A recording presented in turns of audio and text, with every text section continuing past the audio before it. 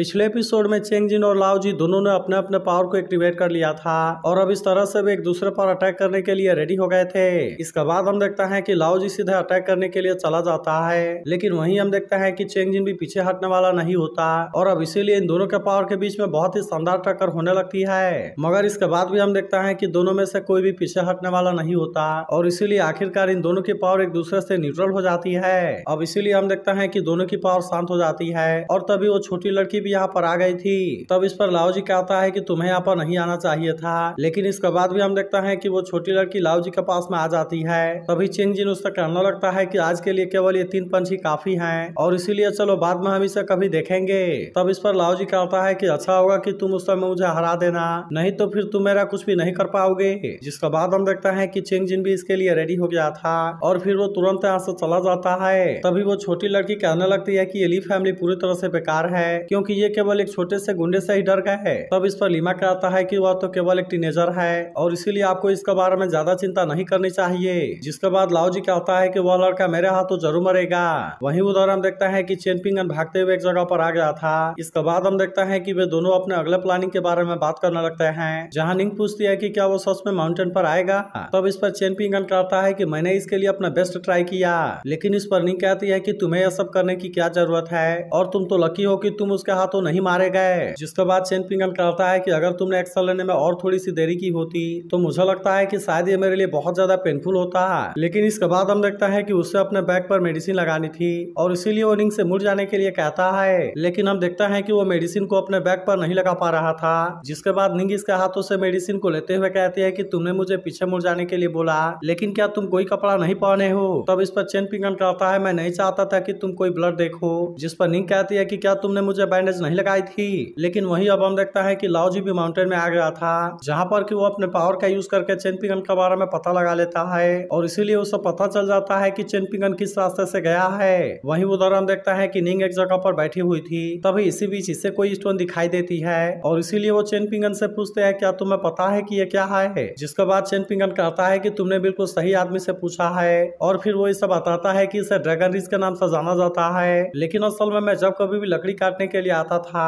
तब इसका मदद से मैं अपने कुल्हाड़ी के ऊपर धार लगाता था। लेकिन हम देखता है कि निंग इसकी ऐसी बात सुनकर हंसने लगती है और फिर कहती है कि क्या सच में तुम इसे इस तरीके से यूज करते थे। जिस पर चेन पिंगन कहता है कि हाँ तुमने सही समझा और इसके ऊपर धार लगाने से कोई भी औजार बहुत तेज हो जाती है। लेकिन तभी निंग इसे बताती है कि यह असल में ड्रैगन स्लेइंग प्लेटफॉर्म है जो कि पूरे वर्ल्ड में बेस्ट स्वॉर्ड शार्पनिंग स्टोन है और इसीलिए ये बहुत ही कीमती है। इसके बाद वो चेन पिंगन से कहती है कि मुझे जब यहाँ से जाना होगा तब हम इसे आधा आधा बांट लेंगे। लेकिन हम देखता है कि चेन पिंगन को इस बात से कोई ज्यादा मतलब नहीं होता और इसीलिए वो कहता है कि अगर तुम चाहो तो इसे अपने पास में रख सकती हो। मगर तभी हम देखता है कि निंग इसके ऊपर थोड़ा सा गुस्सा होने लगती है और फिर उससे पूछती है कि कहीं तुम मेरे साथ में कोई साजिश तो नहीं कर रहे, क्योंकि मैं ऐसा सोचने लगी हूँ कि मैं फ्यूचर में तुम्हारी वाइफ बनना चाहती हूँ। जिसके बाद हम देखता है कि चेन पिंगन इस बात से डर गया था और कहता है कि भला मैं ऐसा सोचने की हिम्मत कैसे कर सकता हूँ। मगर इसके बाद भी हम देखता है कि निंग इसे मारने की धमकी देने लगती है। लेकिन तभी हम देखता है कि निंग को कोई आवाज सुनाई देती है और इसीलिए उसने चेन पिंगन को कोई भी आवाज करने से मना कर दिया था। इसके बाद वो इसे बताती है कि लाओ जी यहाँ पर आ चुका है। जिस पर चेन पिंगन कहता है कि मेरे पास में एक दूसरा प्लान है और फिर हम देखता है कि वे इस तरह से उसका सामना करने के लिए रेडी हो गए थे। लेकिन वहीं उधर हम देखता है कि लाओ जी भी काफी तेज स्पीड से इधर आ रहा था और उसे किसी भी चीज के बारे में कोई डर नहीं होता। मगर तभी इसी बीच हम देखता है कि निंग भी इसके सामने आ गई थी और इसीलिए लाओ जी भी यहाँ पर रुक जाता है। फिर वो कहता है कि तुमने इली फैमिली के घर में आग लगाई थी। जिस पर निंग कहती है कि अगर ऐसा है तो फिर क्या।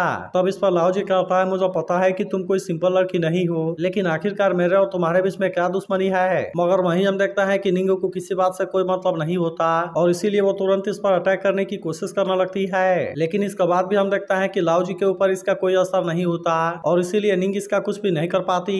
तभी हम देखता है कि लाओ जी भी इस पर अटैक करने की कोशिश करता है, लेकिन वहीं निंग भी इसका सामना करने के लिए पूरी तरह से रेडी हो गई थी और इसीलिए वो भी अपने आप को इसका अटैक से बहुत आसानी से बचा लेती है। मगर इसके बाद भी हम देखता है कि निंग इतना आसानी से हार मानने वाली नहीं होती और इसीलिए वो फिर से अपना स्वॉर्ड का यूज करके अटैक करना शुरू कर देती है, जहां हम देखता है कि उसने इसे थोड़ा सा इंजर्ड कर दिया था। लेकिन इसके बाद भी लाओ जी की इंजरी अपने आप ही हील हो जाती है। तभी हम देखता है कि लाओ जी निंग का मजाक उड़ाने लगता है, जिसके बाद निंग भी फिर से इसका सामना करने के लिए रेडी हो गई थी। इसके बाद हम देखता है कि लाओ जी निंग पर अटैक करने के लिए आ गया था, जहां हम देखता है कि निंग भी इसका अटैक से अपने आप को बहुत ही आसानी से बचाने लगती है और इसीलिए लाओ जी इसका कुछ भी नहीं कर पाता।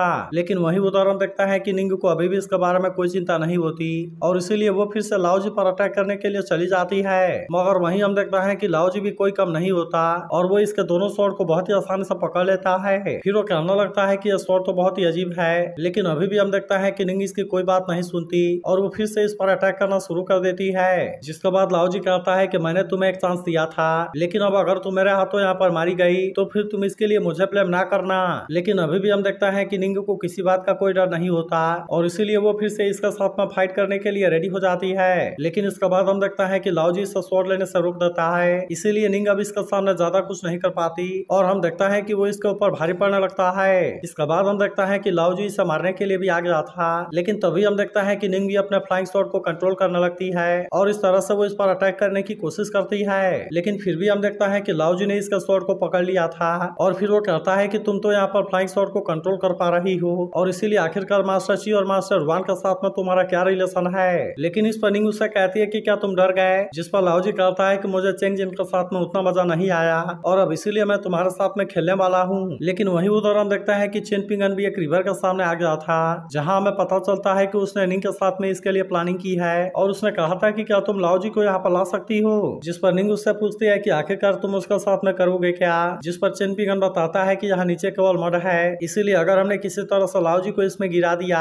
तब इस तरह से वो इसमें बहुत बुरे तरीके से फंस जाएगा और फिर हम दोनों एक साथ में मिलकर उसके ऊपर अटैक करेंगे। तब इसका बारे में सुनकर निंग भी इसके लिए मान गई थी ताकि इसे यहाँ पर ज्यादा टाइम मिल सके। जिसके बाद हम देखता है कि चेन पिंगन अपने तीर का धार भी तेज कर लेता है ताकि इसका यूज करके वो लाओजी पर अटैक कर सके। लेकिन इसी के साथ हम देखता है कि उसे निंग के बारे में भी काफी चिंता होती है और इसीलिए वो उससे कहता है कि तुम केयरफुल रहना। तब इस पर निंग कहती है कि तुम्हें इसके बारे में चिंता करने की कोई जरूरत नहीं है और इसीलिए मैं उसे देख लूंगी। इसके बाद हम देखता है कि चेन पिंगन भी पानी में चला गया था, जहाँ पर कि वो नीचे बहुत सारे तीर को लगा देता है। लेकिन वहीं उधर हम देखता है कि लाओजी निंग के ऊपर काफी गुस्सा हो गया था और इसीलिए वो इस पर लगातार अटैक करने की कोशिश कर रहा होता है। मगर अभी भी हम देखता है कि निंग इतना आसानी से हार मानने वाली नहीं होती और इसीलिए वो अभी भी लगातार इस पर अटैक करने की कोशिश करती है। जिसके बाद हम देखता है कि लाओजी भी इस बात से काफी हैरान हो गया था और कहता है कि तुम तो स्वॉर्ड कल्टीवेटर वुफू और ची की प्रैक्टिशनर भी हो और इसीलिए मैं जानना चाहता हूँ कि आखिरकार तुम किस सेक्टर से हो। लेकिन अभी भी हम देखता है कि निंग उसे इसके बारे में बताने के लिए रेडी नहीं होती और कहती है कि फादर ने सही कहा था कि जेंगयांग माउंटेन इसके लिए काबिल नहीं है। जिसके बाद हम देखता है कि लाओजी भी अब इस पर अटैक करने के लिए रेडी हो गया था। लेकिन वहीं उधर हम देखता है कि निंग की कंडीशन पहले से खराब हो गई थी और इसीलिए इसकी फ्लाइंग स्वॉर्ड अपने आप ही लाओजी पर अटैक करने लगती है। लेकिन इसके बाद भी हम देखता है कि लाओजी को इसके बारे में कोई चिंता नहीं होती,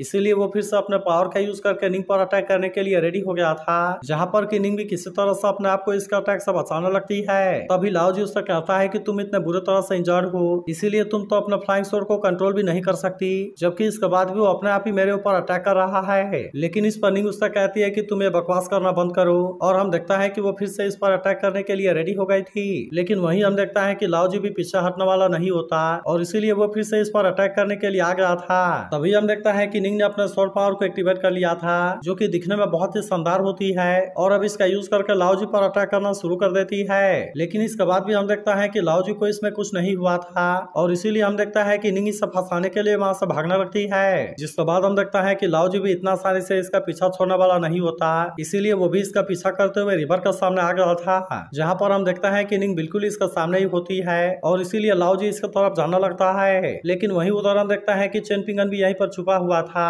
और इसीलिए वो भी अपने तीर का यूज करके इस पर अटैक करने के लिए रेडी होता है। मगर वहीं उधर हम देखता है कि लाओजी को निंग के ऊपर डाउट हो गया था, इसीलिए वो कहने लगता है कि तुम अपना फ्लाइंग स्वॉर्ड का यूज करके यहाँ से भाग सकती थी, लेकिन इसके बाद भी तुम जानबूझकर मुझे यहाँ पर लेकर आई हो और इसीलिए ऐसा लगता है कि यहाँ पर जरूरी कोई ट्रैप लगा होगा। लेकिन तभी हम देखता है कि चेन पिंगन ने अपने तीर से इस पर अटैक कर दिया था और इसी के साथ वो रस्सी को खींचकर इसे नीचे गिरा देता है। जिसके बाद हम देखता है कि लाओजी के पैर में बहुत सारे तीर लग गए थे और इसीलिए इनको ऐसा लगता है कि वो अपने प्लानिंग में कामयाब हो गए। लेकिन तभी हम देखता है कि लाओजी भी अपने पावर का यूज करने के लिए रेडी हो गया था, जहाँ पर कि वो रिवर का पानी को सोखने लगता है। तब इसे देखते ही निंग समझ गई थी कि अब ये बिल्कुल भी अच्छा नहीं है और इसीलिए वो चेन पिंगन को यहाँ से भागने के लिए कहती है। लेकिन अब हम देखता है कि लाओजी ने सारे पानी को सोख लिया था और इसीलिए निंग भी यहाँ से भागने लगती है। तभी अचानक से हम देखता है कि लाओजी ग्राउंड के ऊपर अपना पंच मारता है और इसीलिए बहुत सारे स्टोन निंग की तरफ आने लगे थे। लेकिन इसके बाद भी हम देखता है कि वो निंग को यहाँ से इतना आसानी से जाने देने वाला नहीं होता, इसीलिए वो फिर से इसका पीछा करना शुरू कर देता है और हम देखता है कि वो फिर से स्टोन का यूज करके अटैक करता है। जिसके बाद हम हम देखता है कि निंग अब इसका सामने कुछ भी नहीं कर पाती, लेकिन फिर भी हम देखता है कि वो अपने आप को किसी तरह से बचा लेती है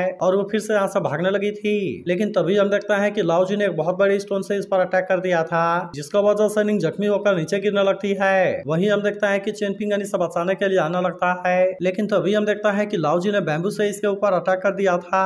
जिसके बाद हम देखता है कि निंग इस बात से काफी उदास हो जाती है और उसे कुछ भी समझ में नहीं आता कि वो इसे बचाने के लिए क्या करे। लेकिन इसके बाद हम देखता है कि वो अपने बॉडी में किसी पावर को एक्टिवेट करने लगती है और अब इसके फोरहेड में से कोई पावर बाहर आने लगी थी। जिसके बाद हम देखता है कि यह पावर किसी स्वॉर्ड से कम नहीं होती, लेकिन इसके बाद भी हम देखता है कि लाओजी ने अपने आप को बचा लिया था और इसीलिए निंग अपने इस पावर से भी इसका कुछ नहीं कर पाती। लेकिन इसके बाद हम देखता है कि निंग ने अपने इस पावर को पूरी तरह से एक्टिवेट कर लिया था, इसीलिए ब्रिज में लगी हुई स्वॉर्ड भी अब इसके साथ में रेजोनेट करने लगती है। लेकिन हम देखता है कि यह पावर काफी दूर दूर तक दिखाई दे रही थी, इसीलिए इसे देख सभी लोग इस बात से पूरी तरह हैरान होते हैं और कहते हैं कि किसने इस स्वॉर्ड को सेक्रीफाइस कर दिया। लेकिन वहीं अब हम देखता है कि इसमें से कोई गॉडेस भी जाग गई थी और फिर कहती है कि आखिरकार 10,000 साल के बाद वेन स्वॉर्ड टेक्निक को तुमने इनहेरिट कर लिया। जिसके बाद हम देखता है कि इस पावर की वजह से लाओजी को इंजरी आने लगी थी और फिर निंग कहती है कि ओल्ड मैन अब तुम मरने के लिए रेडी हो जाओ। तो क्या आपको लगता है कि निंग लाओजी को मार पाएगी? इसके बारे में कमेंट करके जरूर बताना और अगर एक्सप्लेनेशन अच्छी लगी हो तो इस वीडियो को लाइक और इस पर एक कमेंट जरूर कर देना।